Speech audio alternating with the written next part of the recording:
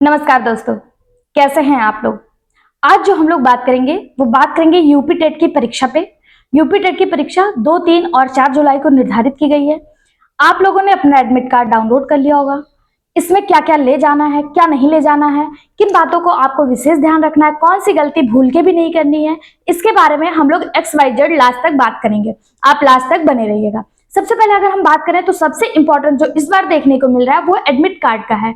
Admit card में क्या है, आपको 2 तरह के एडमिट कार्ड देखने को मिल रहे हैं। एक एडमिट कार्ड जो आपका सिंपली एडमिट कार्ड जैसे निकल के आता है वैसे है, और दूसरा एडमिट कार्ड आपका EKYC से रिलेटेड है। अब आप सोच रहे होंगे जिनका EKYC से रिलेटेड आया होगा उनके मन में डाउट होगा कि ये EKYC से एडमिट कार्ड क्या है। इस पर मुझे बहुत सारे कमेंट आए कि मैम EKYC वाला एडमिट कार्ड क्या है। तो मैं आपको बता दूं, जिन बच्चों ने आधार कार्ड के अलावा किसी और आइडेंटिटी प्रूफ से अपना फॉर्म फिल करा था उनके लिए EKYC वाला एडमिट कार्ड डाउनलोड हुआ। उनको परेशान होने की बिल्कुल जरूरत नहीं है। वो एग्जाम सेंटर पे थोड़ा जल्दी पहुंच जाएंगे और अपना ओरिजिनल आधार कार्ड और उसकी फोटोकॉपी लेकर पहुंच जाइएगा। आपका जो वेरिफिकेशन है वो हो जाएगा और आपको एग्जाम देने को मिलेगा। तो सबसे पहले ध्यान रखिएगा, आपको अपना आधार कार्ड और ओरिजिनल फोटोकॉपी लेकर जाना है। और कौन कौन सी चीजें लेके जाना है उन पे अभी हम बात करेंगे। अभी हम क्लियर कर रहे हैं EKYC वालों के लिए। उसके अलावा आपको और किन चीजों का ध्यान रखना है, तो जो लड़कियां या जो लड़के हाथ में घड़ी, ज्वेलरी, चैन, रिंग ये सब पहनते होंगे तो उनको बता दें आप लोग अपनी ज्वेलरी, हाँ मानते हैं आपकी ज्वेलरी आपके लिए बहुत ज्यादा सम्मानीय है, उसे सम्मान पूर्वक उतार के रख दीजिएगा और अपने घर पे रख के जाइएगा। वहां पे रखने का, अपने भाई को देने का या ऐसा कोई रिस्क मत लीजिएगा। एग्जाम सेंटर के बाहर अगर आपके भाई आपके गोल्ड की ज्वेलरी, सिल्वर की ज्वेलरी लेकर खड़ा है तो भी आपका दिमाग वहीं लगा रहेगा कि मेरा भाई ठीक है कि नहीं, मेरे पिताजी ठीक है कि नहीं, मेरा दोस्त ठीक है कि नहीं, मेरी ज्वेलरी सुरक्षित है कि नहीं। तो इसलिए आप लोगों से रिक्वेस्ट है, आप लोग अपने सारे ज्वेलरी को सम्मान पूर्वक निकाल कर घर पे रख दीजिएगा और आने के बाद उन्हें पुनः एज इट इज ग्रहण कर लीजिएगा। लेकिन अगर आप एग्जाम में डिस्टरबेंस नहीं चाहते हैं, आपके सालों की मेहनत बर्बाद होते नहीं देखना चाहते हैं, तो अपनी ज्वेलरी को निकाल के जाइएगा, घर पे रख के जाइएगा।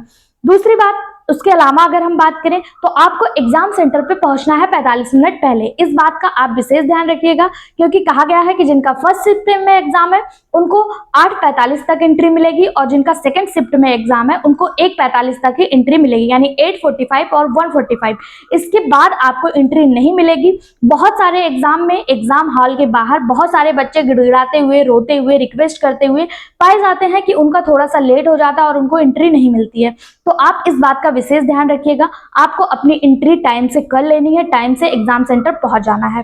अब हम और किस चीज का ध्यान रखेंगे, तो सबसे ज्यादा जो जरूरी है आपके लिए मोस्ट इंपॉर्टेंट चीज, आपको ब्लैक बॉल पॉइंट पेन ही ले जाना है। जी हाँ, आप सही सुन रहे हैं। आपने बहुत सारे एग्जाम में देखा होगा कि ब्लू और ब्लैक दोनों चल जाता है, लेकिन इस एग्जाम में आपको केवल और केवल ब्लैक बॉल पॉइंट पेन ले जाना है, जो आपके एडमिट कार्ड में सीधी तौर पे लिखा हुआ है कि आपको ब्लैक बॉल पॉइंट पेन का ही यूज करना है, ब्लू बिल्कुल ले जाना नहीं है।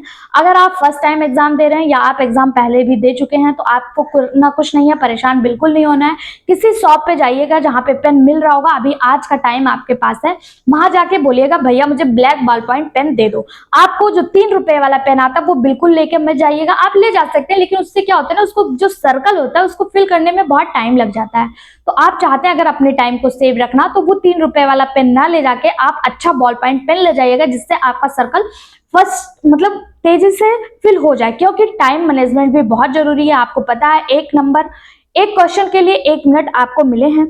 इसके अलावा अगर हम बात करें कि क्या करेंगे, तो आपको पता है कि ब्लैक बॉल पॉइंट पेन तो ले जाना, लेकिन अगर आप कोई सर्कल फिल कर रहे हैं, जैसे आपने देखा होगा कि 4 ऑप्शन दिए रहते हैं, अगर आप फिल कर रहे हैं और आपको कोई सर्कल गलती से एक में 2 फिल हो गया, मतलब अगर क्वेश्चन नंबर 2 का 2 सर्कल फिल हो गया, बी और सी दोनों फिल हो गया, तो उसमें भले ही नेगेटिव मार्किंग नहीं है लेकिन वो क्वेश्चन आपका गलत मान लिया जाएगा, उस पर आपको नंबर नहीं मिलेगा। भले ही आपने सही फिल करा हो, एक उसमें से एक ऑप्शन सही हो, लेकिन वो गलत मान लिया जाएगा। और हाँ, इसमें नेगेटिव मार्किंग नहीं है। तो टाइम मैनेजमेंट के साथ आपको सारे क्वेश्चन सॉल्व करने हैं। कैसे करेंगे, तो सबसे पहले आप जो करिएगा, आप पूरा पेपर उठाइएगा और एक सरसरी नजर से उसको देख लीजिएगा। जब आप क्वेश्चन पेपर एक सरसरी निगाह से देख लेंगे तो आपको आइडिया लग जाएगा कि कौन सा सेक्शन टफ है, कौन सा सेक्शन इजी है। हिंदी सीडीपी और आपका हिंदी सीडीपी, ये दोनों आप पहले सॉल्व कर लीजिएगा क्योंकि इसमें ज्यादा टाइम नहीं लगने वाला है। अगर ये दोनों आप टाइम से सॉल्व कर लेते हैं तो आपके पास, अगर आप मैथ बैकग्राउंड से हैं और इंग्लिश आपने सिलेक्ट कर रखा, तो इसको सॉल्व करने के लिए अच्छा खासा टाइम मिल जाएगा। 1 मिनट पे एक क्वेश्चन, अगर 1 मिनट पे एक क्वेश्चन सॉल्व करना है तो मुझे जो लगता है कि हिंदी के क्वेश्चन और सीडीपी के क्वेश्चन, अगर सीडीपी लेंदी नहीं हुआ 2-4 क्वेश्चन को छोड़ के, तो आप जो है मुश्किल से 15 मिनट में सीडीपी और 15 मिनट में हिंदी सॉल्व कर ले जाएंगे।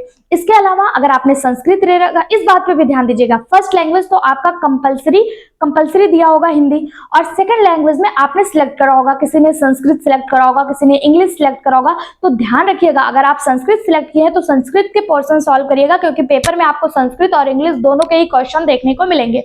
तो इस चीज का आप विशेष ध्यान रखिएगा, इसमें आप कंफ्यूज बिल्कुल मत होइएगा, ठीक है।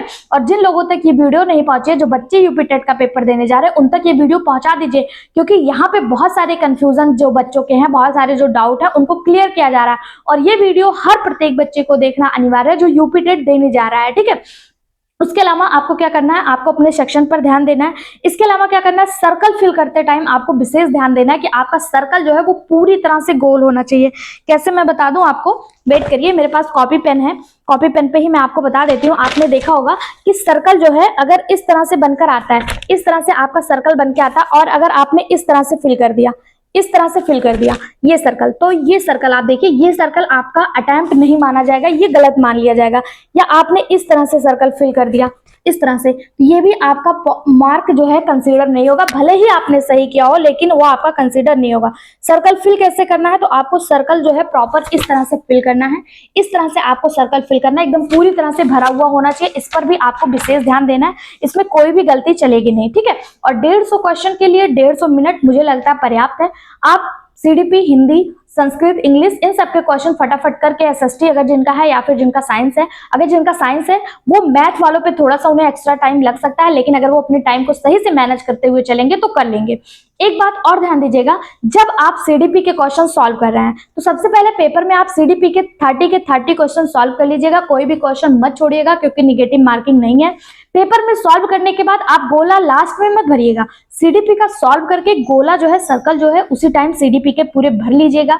फिर हिंदी के सॉल्व करिएगा, फिर हिंदी के सारे सर्कल फिल कर लीजिएगा, यानी एक सॉल्व कर रहे हैं, एक सर्कल कर रहे हैं, एक सॉल्व कर रहे हैं, एक सर्कल कर रहे हैं। इससे क्या होगा, आपका कंसंट्रेशन जो है नहीं हो पाएगा। आपको क्या करना है, सीडीपी एक साथ कर लेना है 30 क्वेश्चन, फिर सीडीपी के सर्कल भर लेने हैं, हिंदी एक साथ कर लेना है 30 क्वेश्चन, फिर हिंदी के सर्कल भर लेने। इस बात का आपको विशेष ध्यान रखना है, ठीक है। उसके अलावा आपको क्या करना होगा, सेंटर पे टाइम से पहुंचना होगा। अब बात करते हैं कि आपको ले क्या क्या जाना है। तो ई-केवाईसी के वालों के लिए मैंने बता दिया, लेकिन अब जिनका एडमिट कार्ड अच्छा खासा, मतलब नेचुरल ओरिजिनल एडमिट कार्ड आया, उनके लिए भी बात करते हैं, उनको क्या ले जाना है। आप अगर एग्जाम देने जा रहे हैं, आपका एग्जाम 2 को है, 3 को है, 4 को है, तो जिनका 2 को है यानी कि वो अपर प्राइमरी एग्जाम देने जा रहे हैं, यानी कि क्या कह सकते हैं 6 to 8 का एग्जाम देने जा रहे हैं। जिनका 3 को है वो दोनों पेपर फिल किए हैं, दोनों फॉर्म फिल किए हैं, फर्स्ट और सेकंड, इसलिए वो एग्जाम देने जा रहे हैं। और जिनका 4 को है वो प्राइमरी लेवल का पेपर देने जा रहे हैं, यानी कि वो जो है 1 to 5 का पेपर देने जा रहे हैं। ये बात तो आपको कंफर्म ही हो गया होगा, एडमिट कार्ड आपने डाउनलोड कर लिया होगा, उस पर डेट वगैरह सब दिया ही होगा, ठीक है। अब आपको ले क्या जाना है, आपको ले जाना है एडमिट कार्ड। एडमिट कार्ड के साथ साथ आधार कार्ड की फोटोकॉपी, विशेष ध्यान रखिएगा, आधार कार्ड और आधार कार्ड की फोटोकॉपी दोनों ही आपको ले जाना है। इसके अलावा आपको 3 फोटो ले जाना है, ध्यान रखिएगा, 2 फोटो से काम नहीं चलेगा, एडमिट कार्ड में क्लियर लिखा हुआ है, आपको 3 फोटो ले जाना है। 3 फोटो कंपलसरी है, 3 फोटो लेकर जाइएगा, उसमें कोई लापरवाही मत करिएगा। इसके अलावा आप अपने साथ ले जा सकते हैं फ्लिप बोर्ड जिसे आप राइटिंग बोर्ड कहते हैं, जिस पर लिखकर आप लिखते हैं, जिसे आप हिंदी में कह लीजिए दफ्ती ले जाइएगा, वो भी ट्रांसपेरेंट, उस पर कुछ लिखा ना हो, कुछ छपा ना हो, कुछ प्रिंटेड ना हो, जो आपको क्या कहते हैं, एक आता नहीं है गत्ते वाली जो आती है, उसको आप ले जा सकते हैं। इसके अलावा आपको ट्रांसपेरेंट पानी का बॉटल ले जा सकते हैं, और बाल पॉइंट पेन ब्लैक ले जाना है। इस बात को आपको विशेष ध्यान रखना है। बाकी किसी को कोई भी कंफ्यूजन हो तो कमेंट बॉक्स में जरूर भेजिएगा, और अगर वीडियो पसंद आया हो तो चैनल को सब्सक्राइब और वीडियो को लाइक जरूर करिएगा। जाते जाते जरूर बताइएगा कि आपका एग्जाम कब है, किस डेट को है, आप हमें जरूर सूचित करिएगा। Thank you.